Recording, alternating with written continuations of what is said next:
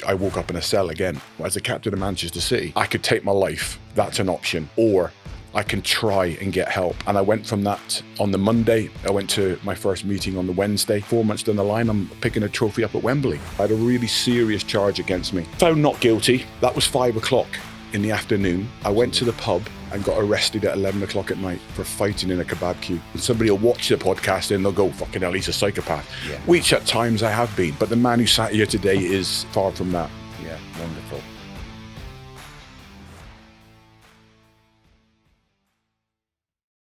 Welcome to this week's episode of Woody Unscripted. This week I have the great pleasure of the great Andy Morrison, captain of the 1999 playoff final, tough man of Man City back in the day. Kev, you played with Andy at City. What are your memories? Oh, some mad ones. Before we go there, actually, I want to try and clear something up. We spoke about it before on the podcast, and I mentioned about Jeff calling me. Someone had told Jeff about me. I think it was you. Am I right in saying that? It could have been. It could have been.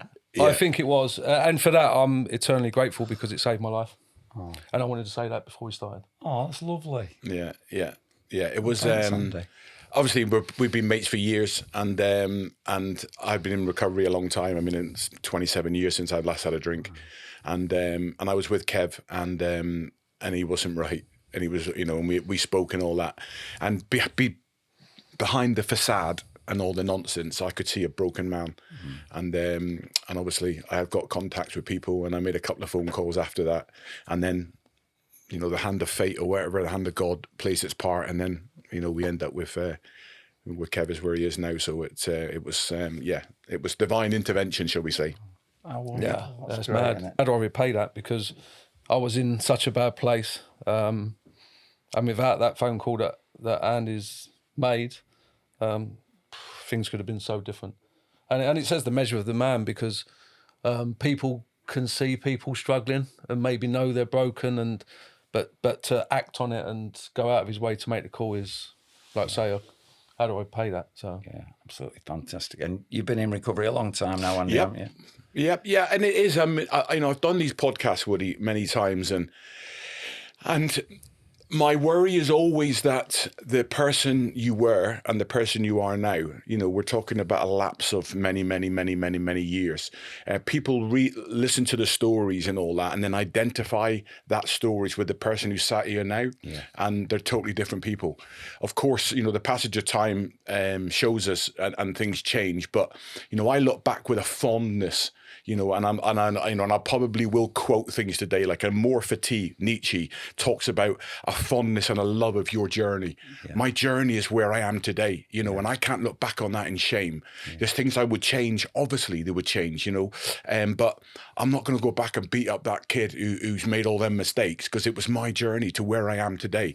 But it's really important that we distinguish the difference between what we're going to talk about and the man that sat here today. Because I've seen it too often where they just you go away and somebody will watch the podcast and they'll go, fucking hell, he's a psychopath. Yeah. Which at times I have been. Yeah. But the man who sat here today is far from that. Yeah, wonderful. I mean, that's just amazing. When you first come into recovery, because obviously I came in 22 years. So when I first met you, I remember going on a Man City Players Christmas do. Mm-hmm. And everybody was absolutely hammered apart from you. I remember you sitting there with was it a Diet Coke you used to drink? With the just observing the mayhem in some rather dodgy places as well, I may add. Yeah. So you'd have been, that would have been, what year did you sign? 98 I signed, so and I got sober in 99. So you'd have been, so I think when you came on that first Christmas party, I think you'd probably only been about a year sober. Mm. So it's probably quite a brave thing to do at the time, wasn't it? Yeah, well, I mean, I was a captain. I think I had Superman outfit on. I think we were all in fancy dress. Do you know? Yeah, I was Michael Jackson. That one. Yeah. And it was, and it was, and it's, it's going back a long time. I believe that my first Christmas that I was at City, I was still drinking then. I finished in February the 2nd, 99 was my last. Right. Well, it must have been my last drink, so it could have been. Yeah. So it might have been the year after that Christmas party later. Then, it would have been the year after that you would have seen it. And of course it would. I would have took that was the same when, we were at Wembley. At that point, I'm sort of like 4 months sober. Wow. And I am literally in the God Squad at that point then. I'm getting on the bus with a big book under my arm. I'm so immersed in it, because my life's changed, so drastically from the absolute chaos of the drinking and the drinking stories to then being like, it's been like 3 months since I've been arrested. It's been 3 months since I woke up in a cell. Because my last drink, I woke up in a cell again, as a captain of Manchester City, in Inverness, And, is that something that you'd share with us? What the events? Well, I was suspended for a weekend, and my drinking was a binge drinking. So I would plan my life around when I could see an opportunity just to get off the planet. And we were playing Stoke at home, and I'd been yellow card 2 weeks' time. That's it. Because life used to get, I couldn't deal with life. I couldn't deal with just the simple things. Everything would get on top of me eventually, and the pressure, all in the mind, of course, like just you would build this nonsense up in your head, and then you would just need to escape. I would be almost gone from the first drink until I come, and I would be trying to get oblivion, and I just want to get off the planet for 2 or 3 days. I went to, I was suspended. I went to Inverness, ended up in an altercation in a pub, woke up in a cell, and that was my rock bottom. Yeah. At that point, and I'm not a really, as a kid, you go to school, you do your prayers, you do your stuff in the morning, assembly, blah blah blah. But I never really had anything in my life that I would say. But on that morning when I woke, and I knew I should have been in training, and I'm waiting to get, I'm in a cell and I'm looking around, I'm looking at my hands, and I'm thinking, how much trouble am I in? At that point when they read the charge sheet, which was basically, just threatening behaviour, threatening a doorman, criminal damage to a nightclub door, whatever, blah blah blah, and I kind of like went back to my cell, and that was my point where I went, God, if there's anything there, please help me, because I'm done. I don't want to go back to the pub. I can't pick up another drink today. I'm done. But I could take my life. That's an option. So I've got those two options, or I can try and get help. And I went from that on the Monday. I went to my first meeting on the Wednesday, and that's 27 years since that first meeting. Well done. A lot of things have happened in that time, in that period, but that's where it took me. And I think when you're almost naked and the ego's gone and you're just bankrupt of everything, I think that's when that gift of desperation. Yeah. And it is a gift. Yeah. It's a gift of desperation. And then it's what, the amazing thing, and I always share this whenever I talk about it. This is the power of the mind and the power of somebody with a personality like mine. On the Monday, I wanted to commit suicide or go for a drink, and I didn't do any. And I decided I was going to go to a meeting on the Wednesday night. So within 36 hours, I'd gone back home. I was sat with my wife at the dinner table on the Wednesday night, and I said to her, "It's one of the lads' birthdays at the weekend." I said, I'm gonna do that birthday, because I'm the captain. I said, and then I'll go next week. And my wife just kind of like looked down at the table, and I said, oh, do you know what? Fuck it, I'll go tonight. But my point is, within 36 hours, my brain had already began to think it wasn't that bad. Yeah. You waking up in that cell. That's why I understand what I needed to do and the lengths I had to go to in them early days to stop my brain, stop my thinking, because this is where all the problem is. And then I immersed myself completely in it, and was willing to go to any length. And then the magic began to happen. Of course, obviously 4 months down the line, I'm picking a trophy up at Wembley. So the magic, but I was given the gift, but I had to put the work in. Yeah. And I did, and I was willing to go to any length to keep that, to keep what I was given. Do you know what? I remember that when you weren't at training. Because Andy was our captain. He was a big reason why we recovered and got where we got to in the end. And him not being there stood out. Like everyone was like, where's Jock? Where's Jock? But I remember that it was a few days where you weren't there, and there was all whispers and that, and what's happened to him? What's happened? Because we obviously knew he was a fiery character. I knew from the day he walked into Main Road, well, Platt Lane it was, we was training. It's funny. My first conversation, because I was always the joker. Always wanted to, and that's how I welcome players to the club. Like, because obviously it's not nice being a new player, so I'd always make a joke and give him a bit of banter, maybe over the top at times. But I remember the first time Andy trained was at Platt Lane, and he was on the opposite team to me, and he's got the ball and he's kicked it out of play, tried to hit. He was unbelievably technically, and this one went a little bit wayward, and I went, well, hey, give it to the big donut. And he sort of within the game, like, obviously I didn't know him personally, like, but I thought I'd take a chance on it. He sort of shuffled alongside me and said, look, keep on with that. He said, I wouldn't think twice about putting you in hospital. And I went, Jesus, he'd do for me. But no, we got on that house on fire. Yeah. I think probably, Jock will tell us more, I think he probably let me get away with more stuff than he would have anyone else. Because he liked you. Yeah, I'd like to think so. We got on and there was a respect there, and I was the idiot, and he sort of looked after me and look, he gave me a few digs. Everybody like Kev, because, when you're struggling like we were at times, you need character, and there's not a person who are, whether it's a manager, whether it's a coaches, whether it's the players, that won't say about his personality and what he brought to the changing room and all that. And there was never a dark day, no matter what, because of the humour he brought and the laughter, and when the banter was on the edge continually. And only the passage of time do you realise the group we had. When I look back at them, and and it's a shame really that it does take that long in life for you to look back at people and just realise, like, we could roll off 10 names now of people now who we know we didn't know then, that we know were proper men, that at your back were absolute soldiers, but we didn't know. You don't get back-to-back promotions unless you've got people around you, the staff, the people, like, you begin to get momentum. And then I look back and I think, yeah, I can see how we got promoted the second year. You couldn't stop us because we were one person after another. And it's probably not fair to call out, certain names and all that. But, Kev was one of them people. And you know what as well with Kev, when he played, I love, because, for managed now, I love people who have no respect or no fear of anyone. Whether it's the white lines, give them a little bit of courage. But we had people in the team and who, I don't care who you are or where we're going, they didn't fear anyone. And then when I came, and then they've got me leading them onto the pitch and all that, no matter where we go, they follow it. Everyone came out of their shell, like, and the run we went on in the second part of 99, the run we went on after Christmas, like, we were unstoppable. And if we had done another 5 games, we would have probably gone on and gone straight up or won.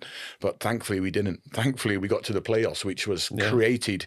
That, I always think like we should have had a penalty after 13 seconds, the most unbelievable handball you've ever seen by a Gillingham centre half, and when it was that quick, the referee's not. I'd have probably missed it anyway. He's just not. He's not giving it. But I always think if we'd gone 3-0 up, and then got one on 82 4-0, and then we won the game 5-0, and it was Man City against Gillingham.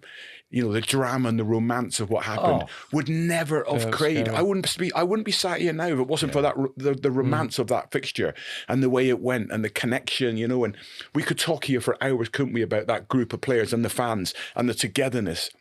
And amazing, Woody, in adversity when everyone comes together. From Mr. Bernstein at the very top to the manager, to the coaches, to the players, to the fans. Everyone is in together, and everybody. And I'm a firm believer in this. Like, when the heart's all in, collectively, the gods get involved. And then you look where we are now. And we had that. I think everyone was in. You was the missing part of the jigsaw. We had all them people there. But there was fear. The club was in decline. We had some good players, but they weren't playing to their potential because of fear. We was everyone's cup final. And I think Jock coming in, and it don't get mentioned enough in my opinion, it was that final missing jigsaw puzzle that made us that collective. He was our leader. He was hard as nails, technically an unbelievable player. But he sort of give us all the belief as a captain, and I've never seen that before ever since I've played football. So it just made us feel a bit braver. Obviously, having Jock on your team helps, doesn't it? And we went out there with more confidence and belief, and Andy was pivotal in that. Well, it's amazing, Andy, and this is all credit to you. At the club, you are like legendary. So are you, with that first goal, both of you. I know he's not played a lot of games, really. Yeah, that's what I mean. When you think about me, he's up there with everyone because of what he brought to us in City's moment of need. he delivered, and that was a big reason.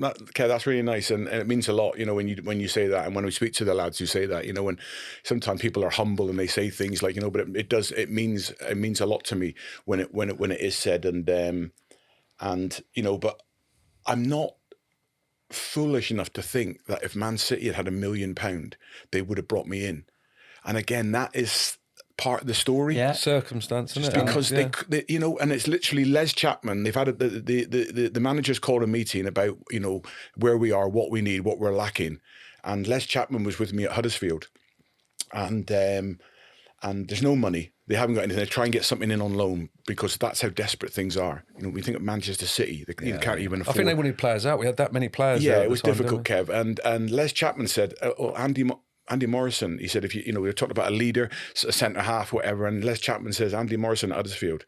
He said I won't have any other name mentioned, you know, and I'm so grateful to Chappie for that. Like Jock was our leader, like, and he was the hard man. But I've had some, like I say, I think he let me get away with more. But then there was times when he didn't let me get. He like put me into line. I remember once, like, obviously he's got an unbelievable family. His lad Aaron, well, he must be taller than you. He's about 6'8" now, isn't he? But at the time he was a young boy, and I had a pool table, and Jock had come round, and I was playing pool with Aaron, and Jock was making a brew, and I was just messing around. And like, it's childish. I've done it on my grandkids. Like, so I picked my nose with this one as he was taking his shot. Picked my nose with my little finger, but put this finger in his mouth, right? And no, it's not funny. Aaron's started crying his eyes out, and he's gone, I'm going to tell my dad. And he's in the kitchen. I went, no, Aaron, come here, don't tell your dad, don't. But I said, look, what I did. So I'm explaining what I did to him, but he weren't having it. So he's gone and told Jock. Jock's come in, he's chasing me around my own pool table, like. But there was moments like that, and I've got a couple, like. But it just put me back in. I used to love, like, seeing how far I could push him. Yeah. But every now and again, I either got a slap or an headlock that nearly killed me. Yeah. But it was all Kev's little game was like, you know, he knew the name of all the players' girlfriends and wives. And when we'd be doing stretching exercises or anything, or back extensions, he would start mentioning the wife's names and all that. Yeah. You know, but he would make sure he was away from me, and he would be let out like a moan or a groan, and then just say one of the players' wives. Like. Yeah, that was Paula. I used to love winding Jock up. Yeah. Didn't like it. You might not even remember it. I don't know if I've said it on a podcast yet. I'd wound him up the day before. I can't remember what it was. Probably just messing around. And he sort of chasing me around. And I ended up getting in the car, and it was at the end of the day, gone home. Thought it was done, forgot all about it. I've gone in the next morning. At Platt Lane it was, and you used to go in, the physio room was on the left, wasn't it? But it was like there was a corridor before you got to the physio room, so I'm just whistling. I used to always go in the physio room before training, just do it on a wind up and all that. And as I've opened the first door to go into the corridor, which had another door at the end, he's hiding behind the door, got me in an headlock. Oh my God. Like, I don't know, I was close to death. I can remember it. I was close to death. I couldn't see. I had all like white flashes, and I was trying to tell him to stop, but my voice, I was going, Andy. But honestly, I was in a whole lot of trouble. Like, he ended up letting go of me. I think probably about 3 seconds before I actually died. And I had to go and lay on the physio. And Roy Bailey was like, "What's happened to you?" I went, "Oh, don't worry about it. I've just been in headlock for 30 seconds." But things like that, I loved it. Like, I loved it. Yeah. I love winding him up. Yeah. Can you remember, Andy, when drink first become a problem for you? I think. Yeah, do you know, when we talk about drinking, you know, my first drink, it was, it's been explained many, many times, like, you know, went from Clark Kent to Superman, you know, with that first drink at the age of 13. And then my first, when I look back at my story of my drinking, my first really was 17 years old. I'd broken into the first team at Plymouth, and everybody's gone out for the Christmas party. And what the lads didn't know was, like, I did my apprenticeship from 15 to 17, but between 15 and 17, while I was apprentice at Plymouth Argyle, I was also working for my dad. So I was up at 3:30 in the morning, and I used to land the fish. We'd land the fish at night, and then in the morning I would grade the fish and put all the fish out for sale, finish at 7, then go home, get showered, and then go in and did my apprenticeship. That was every day. Oh. And all the way through my apprenticeship, and you know, unless it was windy and the boat didn't go out, and then I didn't have to get up in the morning, like, you know. But that was how it was with my dad. Those were the rules, like. And so we've gone. The boys are going out in the afternoon, and I said, "Oh, I'll just have an orange." and one of the lads said, orange. I said, well, behave yourself. But all the lads have heard the stories about you, that you like a drink and all that. I said, there's no point in having a drink unless I can get pissed. I got to be down the Barbican, which is the fish market. I said, I got to be down there to land the fish. My dad's in at 5 o'clock, you know. And when I think back, there's no point in having a drink.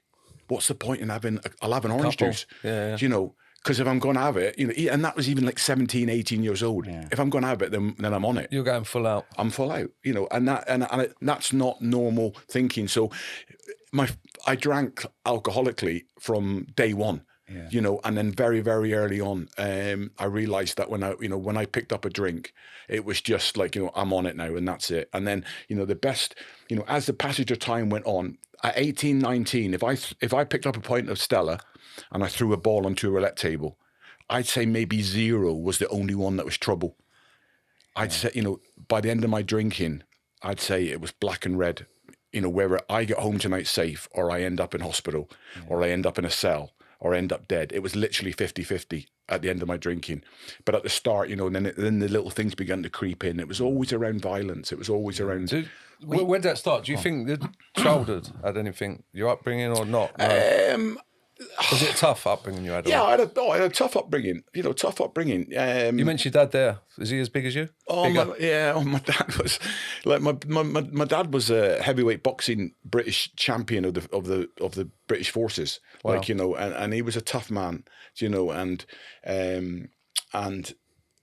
you know, and growing up with him, you know, my dad liked to drink, and my dad was a scrap. You know, my dad was a fighter. You know, he's one of the hardest men that I've ever known, and probably one of the only men that I've ever been frightened of was my dad. And me. And you, Kev, Glad you said that. So, you know, it was tough, you know, but I went to Blackburn and I had 16 months there. Kenny Dalglish took me in. £500,000 from Plymouth. Was that when they won the Premier League? Yeah, the year, and I went to Blackpool the year. And you have a Premier League? No, time? I left in November to go to Blackpool. Right. But I always joke, and I had 6 appearances in 2 years at Blackburn, and 2 of those were in court. That's what it was like. And when I left Blackburn, and Kenny Dalglish called me into the office and said I was on the way down to Swindon to play for Steve McMahon. Swindon on loan. I got called back in, and he said, we've had an offer, a concrete offer from Blackpool, which from my ego was good because it was the record transfer fee for Blackpool, which was... What year would that have been? I would have probably been at Swindon then. 93. Yeah, I would have been at Swindon. 93 and 94. And I went in and seen Kenny Dalglish. Didn't have an agent. And I said, he said, we've had this bid for you. And I said, well, Gaffer, so what do you think? And I had this conversation with Kenny in the summer in La Manga, like, you know, and he laughs, you know, and he said to me, Biggin, he said, listen, there's only 2 nightclubs in Blackburn. He said, you're banned from them both.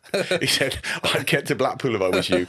And we both just laughed, and that was me done. And off I went to Blackpool. But when I was at Blackpool, I had a really serious charge against me, and malicious wounding with intent, section 18. You know, so this is like just below attempted murder, and it's 8 to 10 years if I'm found guilty.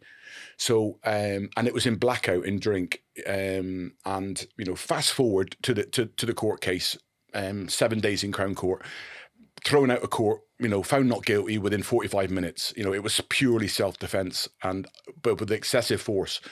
And but part of my bail conditions were, and the club and everything was like, I never drank, and I never drank for 3 months leading into the court case.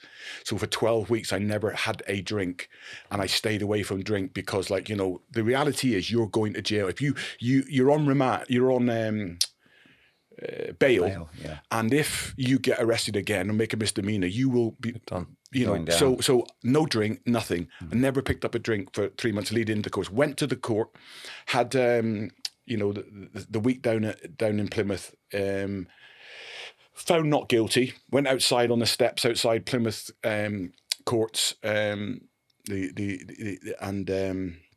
Crown Court, and you know, said, the press were there. I would like to thank my team, my barrister, you know, everyone who's defended me. You know, it's been the most difficult period for my family and my life. I'd like to thank the backing of the football club, Sam Allardyce, Owen Oyston, and everyone for, you know, all the nice stuff that needs to be said. Yeah. That was 5 o'clock in the afternoon. I went to the pub, and got arrested at 11 o'clock at night for fighting in a kebab queue. And the definition of insanity, Woody, as we know, is doing the same thing again and again and thinking it's going to be different. So not a month later, you know, or not leave it for a couple of weeks and a couple of quiet drinks. I went into town, into Plymouth Union Street, started on the drink at 5 o'clock and arrested at 11 o'clock. So the altercation you was in court for, was that a night out? That was a night out, yeah, and it was basically very quickly, you know, people were spitting drink on me because I'm a footballer and I'm a kind of a bit of a celebrity, thinking it was the big thing to do and all that. I didn't take very nicely to it. We got into a ruck, whatever, 3 of us, these 2 and me, and it ended up with them in trouble, in a big trouble. Yeah. So, you know, they picked on the wrong footballer, and it was, Kev. It was as simple as that. The power of hindsight, and if they had done their homework and whatever, I mean, the last person they'd have done it that you want to spit drink onto and try and take the piss out of would have been me, especially at that point in my life where I was. It's mad, like, because I know that side of you, and I've heard the stories we've spoke before. You're the gentlest fella ever, really. Like, if they'd have come up to you and spoke to you and asked about football, you'd have given the time of the day. But it's that switch. You've got that switch where you be like Jekyll and Hyde. It's like a proper. Yeah. But I've seen it. To be fair, I've had it before, and I've been out with people who are tough, not as tough as you, but that mindset. And they come up, and go, oh, you were shit today. You were shit. All right, I'm out with friends. I'm just. I mean, I know I was crap today, but because obviously the drink, they keep coming back. Yeah. And he come back one too many times, and someone I was with just cleaned him out, his teeth out and everything. Yeah. But you see it quite a lot. Yeah. But it doesn't, normally end up to that degree. Yeah, that extent. It was, you know, and when I actually went for the court case, is how serious it was. And there's a story in there itself. Anthony Scrivener was my QC, which was he was hired by Owen Oyston. Anthony Scrivener ended up defending Saddam Hussein against the American government. Wow. So it was that bad. So further down the line. But Anthony Scrivener came in and he said to me, I can try and get a reduced charge. I can try and get it down to grievous bodily harm, but without intent. He said, and if we can, because of your record and where you got no previous record, we might, then you might not go to jail for that. He said, you might still get 2 or 3 years for that. He said, but malicious wounded with intent, he said, in the charge, he said, it will be 6 years. And so that's the end of your football career. And I said, not a chance. So you're saying blackout. Can you remember any of the incident or not really? Not really. It's only the evidence of... I've been blackout a few only times. What the witnesses said at the time of what's happened, and how it happened, and how they described it. And what they describe is what I know I was capable. I know that person they're describing. That sounds like me. That is, but thankfully the jury very, very quickly have seen you 2 lads who have picked on somebody, belittled somebody, try to shame them, pour drink over them, and then you've come on the wrong end of it, and it's just unfortunate, So and that's when I talk back about your life, and earlier on. A more fatigue, like no shit, of course I don't want that to happen. I don't want that. I don't want that person to be harmed, to have the injuries that he had. But, that's part of my journey. That's part of my life. So, where Blackpool, I am. I don't know whether I'm right in saying this. I think I have a slight memory. Did you have a big bust up with Eric Nixon at Blackpool? Yeah. Was that at Blackpool? Yeah. So I sort of remember people telling me about it, going, I was going at it. Did he have black eyes? And before a game... Or so, so I don't know how people fabricate it. No, it was messy, and it was like, obviously I know Eric well now, and I love Eric, and it was just one of those moments, crazy at the moments. Training ground, or no, it was on a lads' night out, which was always, he was a big lad as well. Always he was massive, always drink involved, and well, it started off as banter and it just escalated, bang. Yeah, banter between lads and all that escalated, whatever. Like, because Eric had actually come in on loan. Right. I can't remember. Where was he at? Was it Everton? Tranmere? Was he at Tranmere? It could have been, yeah. I'm not sure. Yeah, they were quite high up then, Tranmere, weren't they? And it was like, and it was just 2 lads who were, had too much to drink, and basically, Eric sort of said, like, come on then. We'll go and sort it outside. Eric doesn't know, and that's the sad thing. He's offered you outside. Yeah, he doesn't know that you're. He don't know. Running out there. He don't know what's coming. Like normal people go, no, you're right. No, so but nobody's sort of like not educating him, but nobody said like you don't want to go outside with him. Yeah, and I just gone okay, let's go, and then it was just chaos. You know, it was chaos. And yeah, I take a deep breath because it was like, you know, and again, you know, afterwards, like, you know, I mean, Eric spoke about it and said, like, it was like being attacked by a pit bull. It was just, he said it was just, I've never known anything like it, you know, and it was horrible. And where I am now in my life and all that, I hate confrontation. I hate violence. I hate anything like that. I shy away from that, like, you know, but at that point in your life, when, you know, you're seeing somebody like challenging you. I'm disappointed. I was going to offer you out after. I But was going to go in the car park. do you know the hang on, we getting this on here. Do you want to go in the car park after? No, you don't. Yes. But you know, the crazy thing about it is, if with my mindset and the way I was, if it hadn't been somebody the physical size of Eric, and he was a huge You'd man, have laughed it off. I would have probably laughed it off. Behave yourself. Because that's you ego, clown. isn't it? Yeah. That's the ego. It's like, it's some little guy. Yeah, you're right. It's like, oh, do us a favour, son. Yeah, behave yourself. Hang on a minute. Probably if it was too cheeky, probably like, you know, a little clip, like, you know, whatever, or a headlock like you. Yeah, headlock, so that was you being, that was him just falling but me not off. that. And it's difficult to speak about those things because I see Eric, and I consider him a friend, and you don't talk about these things. We're on a podcast to honour yourself in any way. Yeah. It happened. It's the journey, and part of. you know, and I can't sit here and try to come up. You know, I've got to be authentic, and be truthful to how it was, and it was. You know, Kev, we're talking about 2 or 3 or 4 incidents there that we spoke about so far.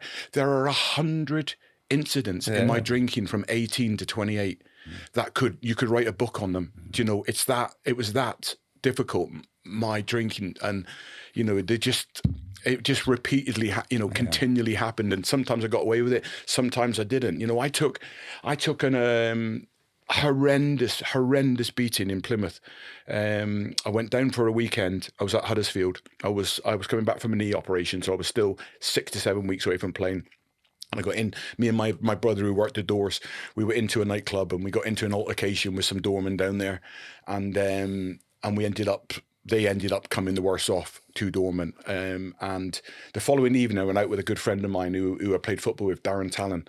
He, you know, not a scrapper, not a fight, just 2 of us. I walked into a nightclub, and when I walked into a nightclub and I walked up to the door to where you paid to get in, I looked at this bloke who's got his nose is over there, his eyes black, his face is swollen. There's a bloke next to him who's got stitches in his head. And then They're the ones from the previous night. And it's the doorman's night out of the firm. Oh my God. And I've looked at them and then looked at 4 or 5 of them, and they've just all come up. Next thing, I've heard the door bang. And I said to the head doorman who I knew, I said, listen, this lad here, Darren Talon, I said, he has got nothing to do with this. He wasn't even there last night. I said, just let him go. Like, you know, I'm thinking, Taos, get the police, because I'm in all sorts of trouble here. And they said, yeah, he can go. And he went, and then they just came, like 4 or 5, 6 of them. Just you on your own? Just on my own. And I got battered close to the point of death. Wow. You know, I got battered properly, and it was horrendous. And it was the only way it finished was a girl screaming who was doing the coats at that time in the locker room. Right. She came out and just started screaming, jumping, and they came out of their frenzy. Because by then I had fractured jaw, broken cheekbone. I had over 35 stitches in the back of my head. I had my finger sewn back on, which was stabbed. When I put my hand up, when they were stabbing me in the head, I put my hand up to protect my head, and I got stabbed, and so I had my finger sewn back on. So I went for surgery, but when I came out, I walked outside eventually. I got kind of like just battered and thrown into the street, and I stood up by a door. And I could hardly breathe, like, you know, I was just in such a mess. At that point then, the swelling's not started, you know, and you're just adrenaline, like, you know, and I could see them coming, and then they were still talking. And because I'm still stood, I think they wanted to finish me off, like. So I walked up a side street on the back of Union Street, and I went up around the corner, and I could look around the corner. I could see 3 or 4 of them coming out of the nightclub and were walking up towards where I was. So I jumped into a big silver bin. They're green bins now, aren't they? The big industrial bins. And I jumped in the bin and hid in the bin. And I could hear them walking around looking for me. And I can remember one of them saying, oh, he's gone. He's gone. Let's leave it now, lads. Just leave it. And they went. I got out of the bin, walked, and then just collapse in the middle of the street, and police found me, ambulance took me, and I had 2 brain scans. Such was the damage that was done to me. And when my brother came in to see me in hospital, didn't recognise me, you know. But the worst thing was, well, wasn't the worst thing, was I had this thing put on my wrist with like a bit of wood, and then there was like a bit of like what you would see like a fishing gut that was sewn into my finger to keep my finger in place, because they had to open all this up. They've got huge scars on my finger there, so they'd open my finger to reattach the tendon to my hand, and that was like, I had that for like a month, which was agony. But before that, the worst thing is the ribs. You know, anyone who's ever broke their ribs properly, like, you know, the ribs are everything heals over a period of time. You know, when I went home and I stayed with my dad for, I think I was down there for 2.5 Do you think they'd have killed you? I think if they had got me without knowing. I think probably. I think I don't know. And unless I went unconscious, I didn't go unconscious at any time. So I think that was the lucky. So I was still known at every kick, or I could feel everything. But I think if I'd gone unconscious, and then I think you're in trouble then. But I managed to stay. I've never been knocked unconscious. Never been knocked out. I think if I'd gone out, then you're in trouble, because your face, So I was able to block off everything, and I had 6 broken ribs, and they were the things like But anyone will tell you, if you break your ribs, you can't sneeze. Yeah. And even 2 months down the line, a sneeze of any sort or a cough, the pain in your ribs is phenomenal. And when I went back up to Huddersfield, and a couple of the lads knew Steve Jenkins, who I played with, and Marcus Stewart, they'd heard about it and seen the degree of what mess I was in. And I remember Jenks saying to me, we knew it was bad, because the word went around, like, that you're in hospital. Like, I had 3 days in hospital. You know what it's like then. You don't stay and they kick you out, especially if it's been a fight. It must have been bad. It was horrendous. So that was one where I got out of jail. Do you know what I mean? So I'm talking about the chaos and all that, but that was one where my drinking from the night before and the consequences of my actions came back to bite me, I really struggled with football coming to an end. How did you cope with that? When it's something you've done all your life. I know, Kev. It's really strange. And again, it's only the passage of time. Again, do you look back and think, oh my God, how depressed, how bad was I during that 6 months, 18 months, 2 years after I finished? Because when you're in it, you're in it. You don't even know you're in it. You're in a bubble. You don't.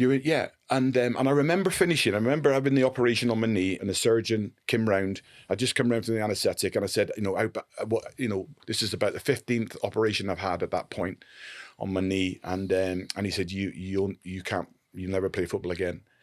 Probably should have had somebody there with me to be told that, he said, no, he said that your knee's finished. He said, it's as bad a knee as I've seen. He said, there's that many holes in the articular cartilage, etc., etc. And then you take that in, and then you have this resilience that comes in. Well, okay, that's that done. All right, next chapter in my life. But, I left school at the age of sort of 14. My last year at school, I was only in school 10, 15 days. I was at sea with my dad. And then I did an apprenticeship, and football was all I knew. So I've got no education. I'm not educated. I don't even have the qualifications to drive a taxi. There's nothing I can do. And when I went to Palace on loan at the end of my career, the manager was one of the coaches was Glenn Cockrell, and he was at Woking. And I remember about 3 months after being retired, him contacted me and said, "How's in the what? I've got no work, I've got nothing." And he said, "Well, get yourself fit." He said, "You can come down here." He said, "And play for us." He said, it's not huge, but probably get about 80 grand a year. I was thinking, 80 grand a year. And, I can't earn £200 a week. I got nothing, but I knew that I couldn't get back from the knee, so I kind of slipped into a real manic depression at that time. And I don't know how long it was. I don't know when I came out of it, and then, and there is support, Woody. There is support from the PFA.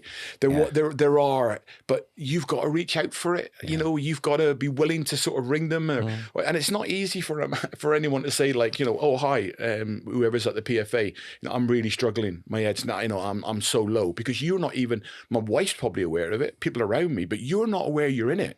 Yeah. You need people around you, to almost sort of say you need some help here, because you'd be like, I don't understand what you're on about, because they see it what you can't see. And then again, like, you know, and I'm looking back now, and then in the years after that, Kev, you know, and I obviously started my coaching badges then, and I started my coaching journey, and you look back and you just think, oh, you know, it was so difficult. And it is, there's no, for me, there's no in and out of it. It's a grieving period, like a death. Yeah. You have to go through it. Yeah. And some people, it might be 6 weeks, some people, it might be 6 months. Some people may not ever get over, like, imagine losing if you're still in a career. drink, Andy. Can you imagine? I mean, you know, being in recovery must have... Of course, you know, my journey was my path, and that's the way it was meant to be. But you know, it would have been, yeah, I would have drunk myself to, you know, well, I wouldn't have, because I haven't, and that's not my, not my journey. It wasn't meant to be. It was meant to be how it was. But yeah, you know, to answer it, Kev, it was really tough finishing, and I reckon it was probably the age of, I reckon mid-40s before I stopped dreaming that I was on trial at a football club, trying to show them that I was fit. And the amazing thing is I always had this dream where I couldn't find my boots. And like, I'm coming, like, you know, but I couldn't, my boots, where are my boots gone? And the game had started. And then it was like, I'm sorry, you couldn't even make it onto the pitch. I used to have this reoccurring dream into my mid-40s, like, you know, about playing football again. How interesting. In your mid-40s, what, 30 years ago? Yeah. Because it was there. But, you know, I'd say probably the last 10 years, like, you know, I don't even dream about it, but I did year after night, I would dream that I was back playing football. Such was my love for the game. Yeah. I've had a few dreams that I was playing football again. Yeah. It's weird. Yeah. And then you want to I'll try and go back to sleep and start the dream off again, but it never happens, does it? Just when I was thinking, I was listening to Andy when he talked about when he ended up in like a bad way in the hospital. Just if he'd have died in that and hadn't got in that bin, then he wouldn't have made that phone call to Jeff. Oh, no. And you might not have got in rehab. Yeah, which means I wouldn't have been here. And when you were running through the forest and the helicopter, you might have. It's all if buts and maybes, but isn't it amazing? But life is that, it's isn't like it? It's sort of meant to be, paths isn't it? Meant to cross and things happen. Because Annie just said it there. People say to me, like, would you change anything in your past? And I'm with Andy. There's things I wish I hadn't have done. There's things that I would have done slightly different. But even all the mad stuff, like being in the madness, it was fun at times. It was, but it then gets out of hand. But without that, without hitting rock bottom, I wouldn't be in the position I am now. Like, I've been up this weekend seeing the grandkids. Like, without all that happening and me trying to get well and doing all that stuff, it wouldn't have happened. Yeah. So, yeah, look, I wish I'd have done some things different, but without that, I wouldn't be here. Exactly. Like, so it's just the journey, isn't it? It's how it was meant to be. Yeah, with me, it's like I honestly don't regret the things that happened to me. I do regret the hurt that I've inflicted on, mainly on my family and stuff, you know. But for me, I think it was just my journey. And, you know, when you were sharing before about, you know, when you were terribly injured, I had that fractured skull. I woke up 36 hours later in the hospital and my skull had stayed together by a quarter of an inch. My nose had been put over here. How lucky, you know. I mean, when I was listening to your stories, I'm thinking, you know, I'm probably blessed that I wasn't hard like you, because... I never claimed to be hard. You know what I mean, though, don't you? I was as troublesome as you, but I couldn't back it up. You couldn't back it up. You could walk the walk, but not talk the mate, talk. No, I could talk the talk. I just couldn't walk the walk. That's whichever way it is. So I often think that, you know, weirdly enough, something happened to me, which I don't want to go into. I started boxing when I was 60. And I got this great boxing coach, Johnny Trainer. Thanks, Johnny. He's ex-British middleweight amateur champion. Fantastic. I remember thinking, God, if I'd learnt this when I was younger. So you've got all the tricks. So you used to go in the car park. Now I'm not bad. Yeah, I'd be quite handy now. But back in the day, I used to think, God, if I'd have done, and I wouldn't have had this and I wouldn't have had that, but it wasn't meant to be. And I might have ended up going down for seriously hurting anyone. Luckily, because I wasn't that good at it, I didn't actually seriously hurt. Well, no, I did actually. Let me tell you, that boxing, right? I did seriously hurt people, but not, you know, to the extent. That boxing might look good, right? And in the ring, let me tell you now, if you're in a car park, boxing ain't helping you with Andy. And I've got proof of it, right? Our City Days. I ain't going there. Him and Paolo one shot had to do. I don't even remember what it's about. You probably know more. And I remember it started getting heated, and then Paolo's like started doing all the boxing technique. He's like that, ducking and that, mate. street brawl, mate. I don't think it lasts long. No, he didn't last long, no. But he looked like a boxer. His stance looked like a boxer. Like, didn't work for him, mate. Bless. Once the red mist is down and Andy's in full flow, mate, then boxing manoeuvres and ducking and diving don't help. But I saw him 2 years ago, and I had a lovely embrace and just a laughter, and both of us kind of like shaking our head. And what were we doing? It happens, and anyone who doesn't think what goes on every day behind closed doors in training grounds with highly testosterone-driven young men who want to win and are competing against each other, then you're missing something if you don't think that goes on everywhere. Yeah. I love the documentaries now, with the behind the scenes and all that. And what do they call them all? What are they all called?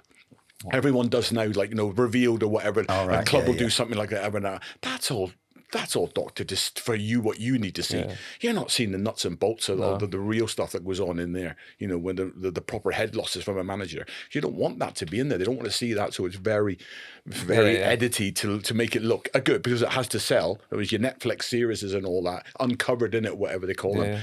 But, there's stuff there that you can't see. Saying that, our club's doing a documentary. They filmed a few. I think the first one's coming out on Boxing Day. They're putting the first one on YouTube, but obviously there's a few channels that are maybe interested. This is Malden and Tiptree. Yeah, the owners have got a full-time camera brilliant. Crew. So watch that, guys. Malden and Tiptree. It's going to be good. It's going to be good. There's a few things on there that are going to be embarrassing for me, like obviously when I'm ranting and raving and getting rid of players and stuff, but it is uncensored. So there's cameras everywhere. So there's there will be a little bit editing. Obviously there's going to be stuff, maybe, but it will be the nuts and bolts of it, which will be different. Like say, normally they're scripted a little bit. This ain't. So I'm a little bit nervous for Boxing Day. I'm not going to lie. Oh, that's good. But we'll see. That'd be great, that, mate. So in terms of enough about me and what I'm doing, again, you coaching journey. Yeah. Like obviously I've not managed at the level you have. Unbelievable success you've had. I think it's really important that I say that when you take the alcohol out of a fruitcake, you still got a fucking fruitcake. You still got a fruitcake, So the alcohol's not there, but the same characteristics and the same instinct is still there. And in my early coaching career, it probably held me back, some of my behaviours where I thought I was the law. And I thought it was something that was unjust, and I can't accept it. I would take it into my own hands. And ultimately that cost me and held me back in my career. I totally own that now. There's no hard luck stories about, I never got this break, I didn't get that break. I've got to own the fact that you can't, we're pre-season game at Worcester, I've just started, and I'm a very, very good coach. And I'm starting on my journey, and I'm only going to go one way. But my way is kind of like, take things into my own hand with a pre-season game where a ball gets played into our striker, our best player, and he receives it with the back of his right foot, with his back foot, and the centre half goes through and snaps his leg.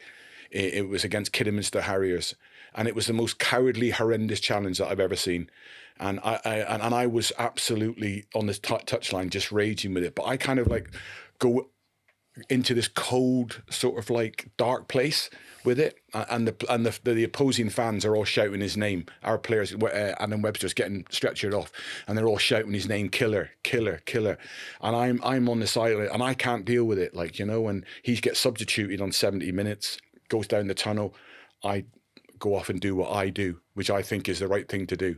Again, if it's a little 5'3" midfielder, did you clean him out?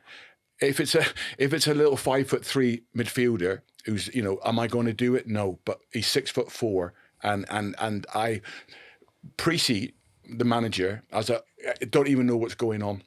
I jumped over the fence, and Precy went, "Don't go doing anything stupid." That's the last thing he said to me. I've gone in through the clubhouse, in the tunnel, down through back into the changing room, did what was done. Again, I'm not going to honour myself in glory or anything. Did what was done. Walked up the side of the pitch. As I walked up the side of the pitch, I turned to their dugout, because our dugout was next to it, and I looked at their manager, their coach and all that. I said, "Fucking killer," and just laughed, and then walked straight past. What's the story? Walked straight past them and stood. Next thing, referee gets called over. Game abandoned. Oh no. Game abandoned. Abandoned the game on 75 minutes. Someone had gone to the dressing room, seen what's happened, come back, told the manager. The manager's called the referee over. Game abandoned. and it's like a local derby, Worcester against Kidderminster. Wow. There's 1,400 people there. Game abandoned. Everyone wondering what's going on. What's going on, like, you know? Not great on the CV, that one, is it? Not great, really, no. And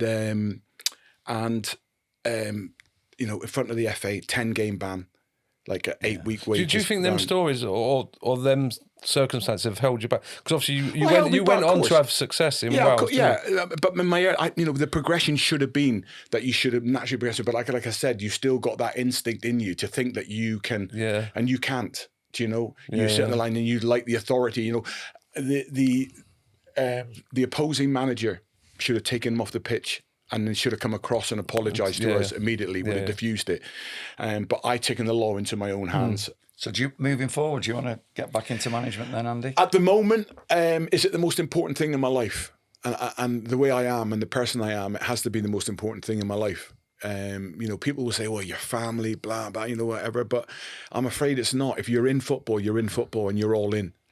Because apart from your sobriety, of course. Absolutely, yeah, absolutely. That is the most important thing in my life, you know. And then, you know, you look at, if you're in the League of 22 and the way football is now and the demands that are on you, there's going to be another 18 managers that are going to be working harder than you if you're trying to get a family life balance and everything in place. You're not going to be, because it's that driven and the demands are that high, and you're in a result driven, especially with social media now, where how difficult it is and the opinions that everyone has. You're under pressure within 2 or 3 games, so you never get away from the football. So if you're willing to go into that and you say, yeah, that's a great opportunity, I've got it right, I'm all in. I know what it's going to take to bring success here, and I know what I'm going to have to give physically, emotionally, spiritually to drive this club forward. Then I'm all in. And I don't feel that at the minute. And I'm not to say that, you know, when my FIFA case gets finished and it's all resolved and everything, that I won't get that again, that I feel it. But I know how difficult it is.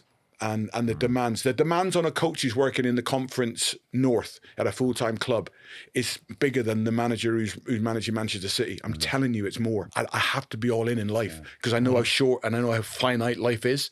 You know, the purpose of life, Woody, is to experience life. That's what it is. Experience the good and the bad, all the difficulties. You know, because we only get one chance at this. You know, I've got a question for the two of you while we're here. Okay, so what was your granddad called? Frank. What was your granddad called? Sid. And Mick. Okay. What was their granddads called? I'm not sure. Don't know. 3 generations. 3 generations, and we don't remember. So when you're here, because what I'm telling you is what I'm realising as we get older and older.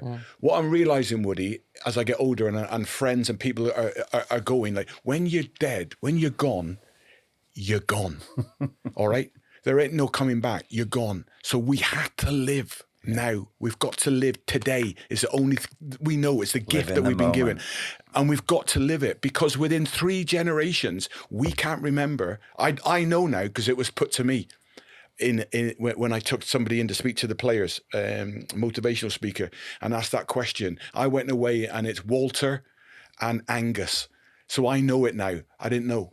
Yeah. Because, like, and he said, you know, you played a massive part in you being here. And I'm saying, I know you could say, well, how far do you go back? But his point was, within 3 generations, nobody will remember you even existed. Unbelievable. I use the same analogy with people about, and there are historians that will remember this, of course, but what we in 2025, aren't we? Yeah. So if I ask probably 99% of people, the most important, most powerful person in the world would probably be the President of America, most powerful person.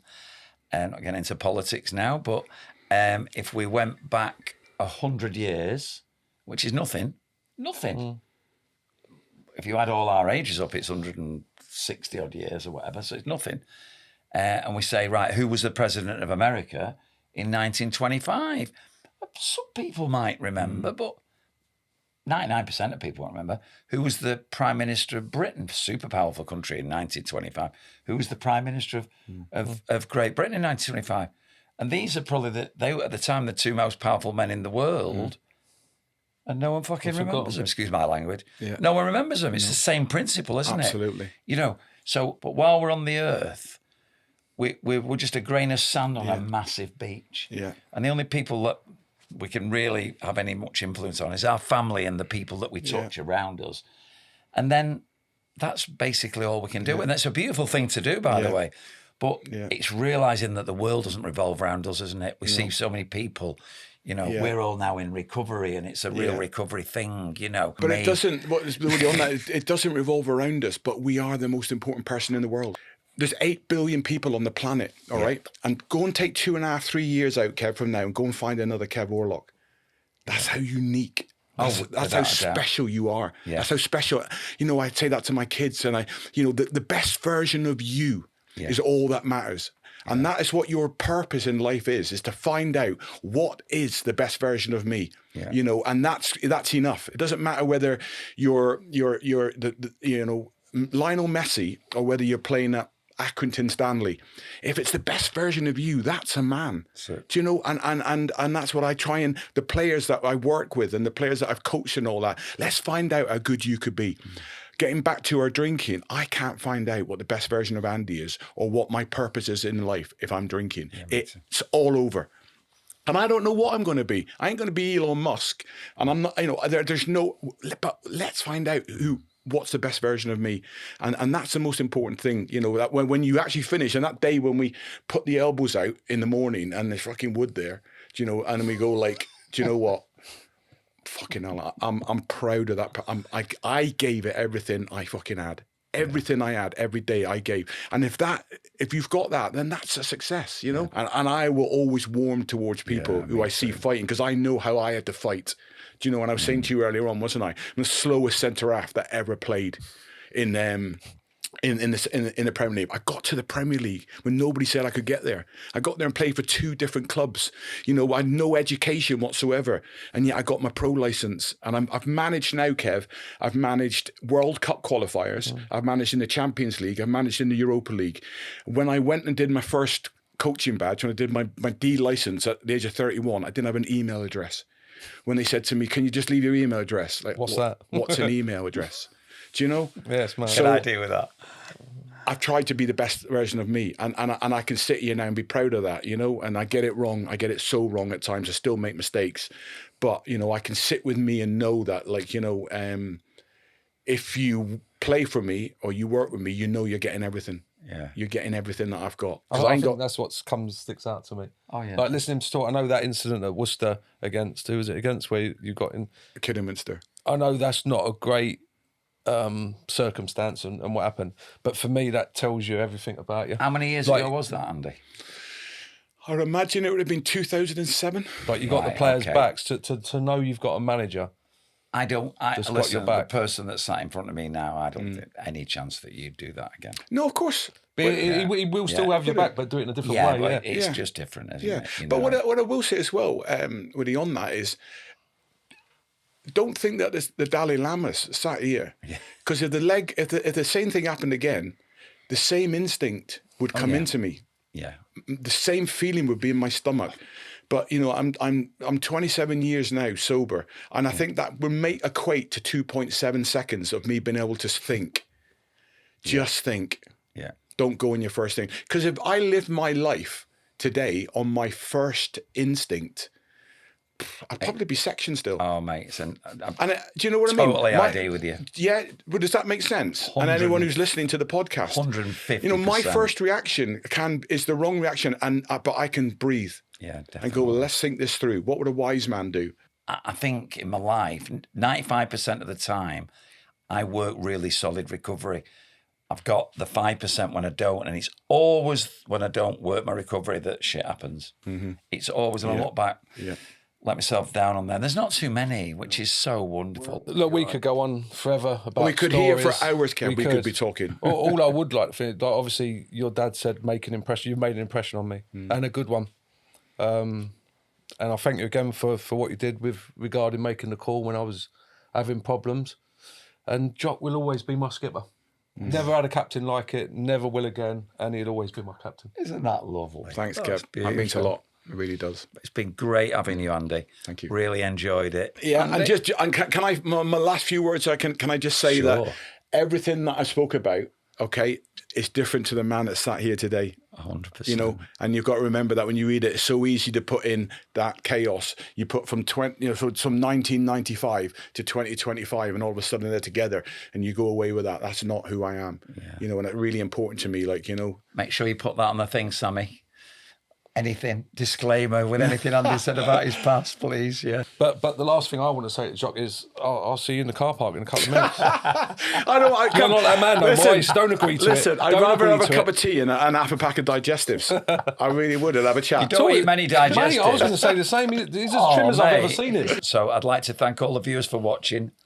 Thank you very much, Andy, for coming on. Yeah, if anything we spoke about today affects you or is affecting you, there will be helplines on the screen. Is that right? Thanks, Kev. Brilliant. Nailed it.